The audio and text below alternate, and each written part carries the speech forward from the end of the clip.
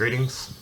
This morning I wanted to talk to you about the art making process of making this piece behind me, which was in response to the question, or the consideration, how have we come to know the Indigenous man through the gaze of white Australia, and what were the purposes behind the construction of these narratives. So it took many different ideas to get to this point here.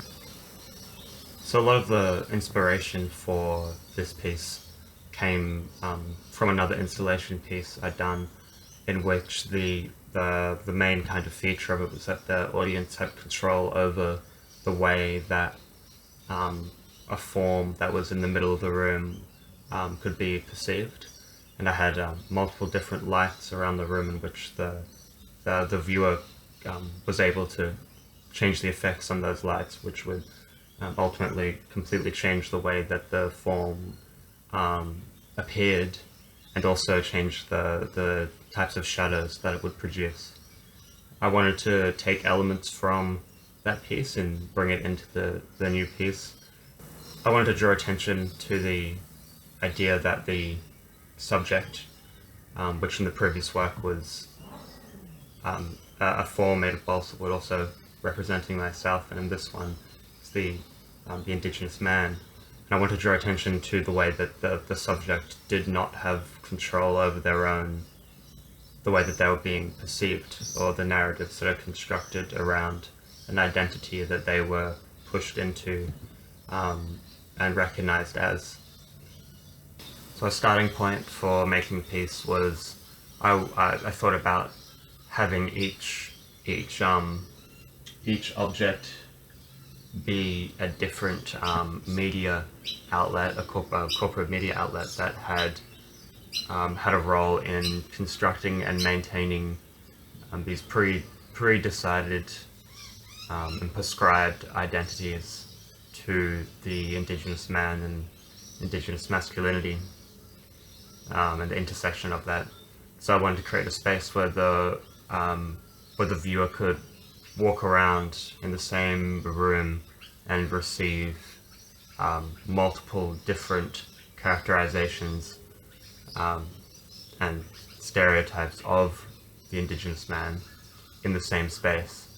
But I kind of moved away from that idea because I was over. I think one of the bigger issues and one of the bigger revelations that I've had during not just this unit, but other Aboriginal and Torres Strait Islander course units have been really in the education system, in the history, the white history that's been taught to you, and the effects that has in the way that you've come to now understand the world, relying on that version of history and that knowledge being put onto you. So the next kind of phase was I wanted to look at history books, history of Australia books, to see how they had told the story of what happened in this country, and then in that how they had represented Indigenous men in that story. So I went to the op shops in West End to see what the community had given out, and what was available for me to purchase and read and understand history from. And the first book that I came across was this book, which is The Making of a Nation, Australia's Heritage. And I was really interested in the imagery that this book had used to tell the viewer what the Indigenous man's identity was.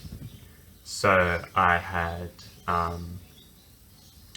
wanted to put all of these representations onto a different a different geometric form, which I'll talk about the significance of in a moment. But what I found in these books was that most of them did not talk about, mention Indigenous peoples at all.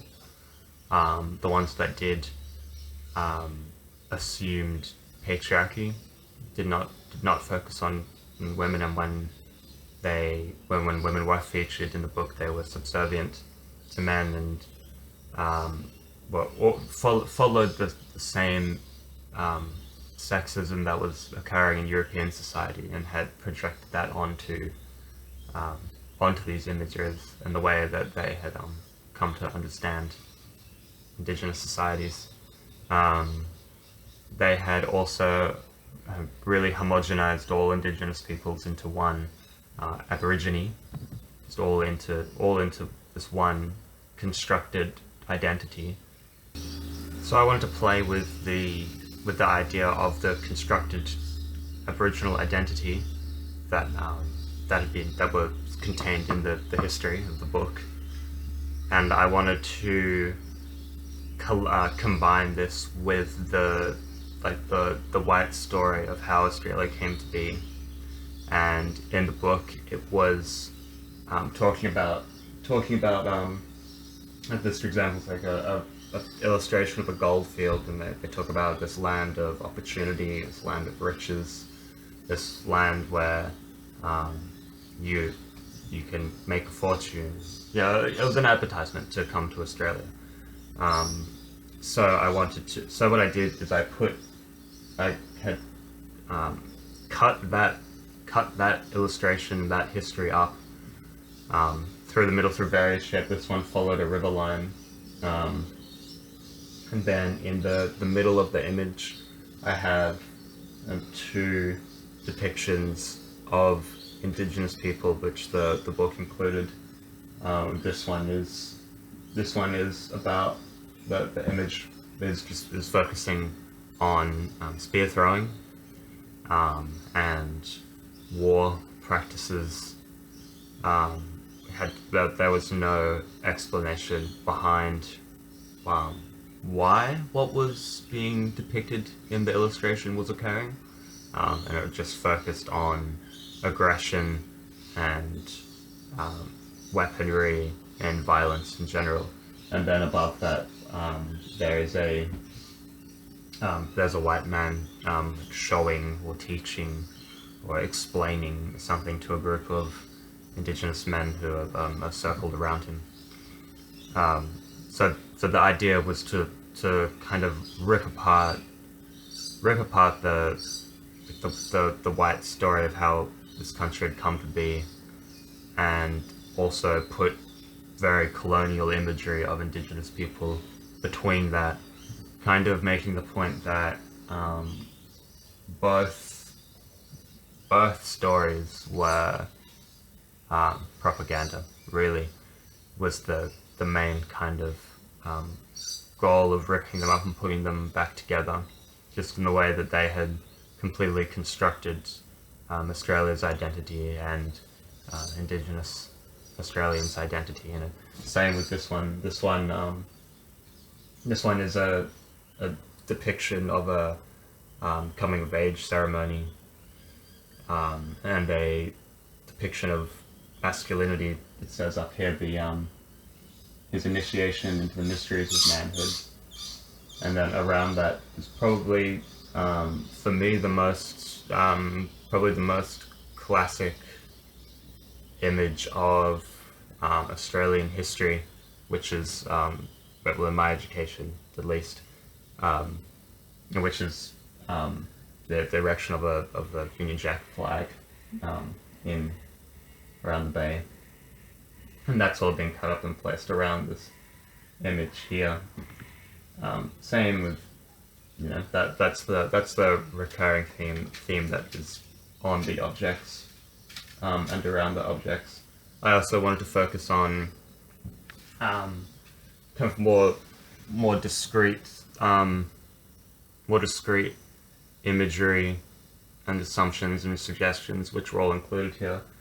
Like this one, for example, again over a really kind of cliche Australian history image, which is kind of this glorified, an image that you're meant to feel like there was a struggle for the sailors trying to get ashore.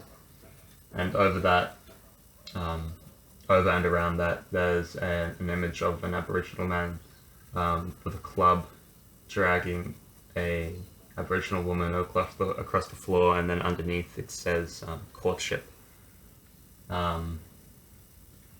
Again, another one here between, there's this depiction, this very glorified depiction of a hall, a great big colonial hall. There's a big crown behind it, and big Union Jack flags draping here, and then in the middle there's an illustration of an Aboriginal man holding a bottle of rum up to his face, kind of cradling it, looking very lovingly into it. Same here, hidden behind this cutout of a significant moment in Australia's social harmony. It says one people on one side, Victoria and New South Wales, and was talking about the social harmony amongst Victoria and New South Wales.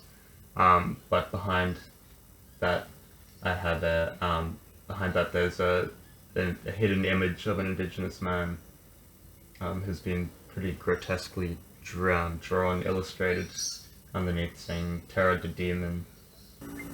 So in combination with imagery that really, which I think has definitely had a role in informing some of the racist and sexist stereotypes which still persist. I think there are definitely themes which come directly from histories that we've been taught, the way we've been taught to understand the world and people in the world. I think there's very much so a direct correlation between the imagery that was contained in this book and the persisting stereotypes that still exist now. The other element of the work was the shadows and just the forms that the collages are put onto. So ideally this would have been an installation piece in a room where I had some sort of control over the lighting.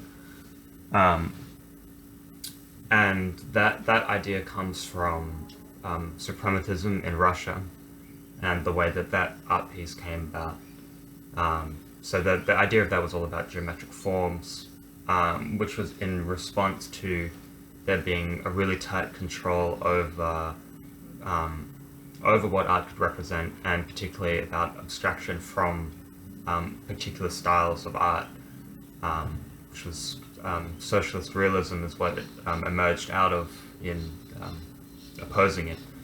And they used, socialist realism used art which looked exactly like the background, not exactly like the background, but very, very similar to the background here, in the way that people were portrayed to have a focus on social harmony and idealized social harmony, and was produced to really to tell the population that this was the way that things are going. This is an objective truth, and to really kind of spread non-reflection on that. Hence why abstraction was banned. But you know, the avant-garde still existed, and then emerging from that control over artistic expression was suprematism, which focuses on geometric forms, and the kind of meaning behind it was a rejection of the idea that art was being controlled, and was in direct rejection, was contesting art being used for the purposes of religion, the purposes of the state, which is what I'm arguing these constructions are. So combining those two elements, and if you imagine just the shadows that these forms would have projected, which then have these representations completely removed, and it's just a form again. It's just a square again, without any kind of attached meaning or emotion that is behind the word. Words like Aboriginal and words like Aboriginal men. The goal of the shadows was to then remove all attached meaning. So hopefully by combining these two things, I've managed to identify the imagery contained in our history books as propaganda that did have a function, and which was to cause and conjure and stir racist depictions and racist understandings of the Aboriginal man, of both indigeneity and masculinity, and the intersection of that particularly I think has been targeted, and hopefully I'm in this piece I'm acknowledging that intersection as a space where control is being taken away from the subject and being put in the hands of the state and religion, and also the where that combines too. But yeah, thank you for listening, and I hope this art making was an effective reflection of this phenomenon that I've been waking up to and learning about, and I've taken these learnings to many other aspects of my life, and I do have to thank the teaching that you have given me in being able to identify this other teaching for what it is, which I'm going to say is propaganda. Thank you.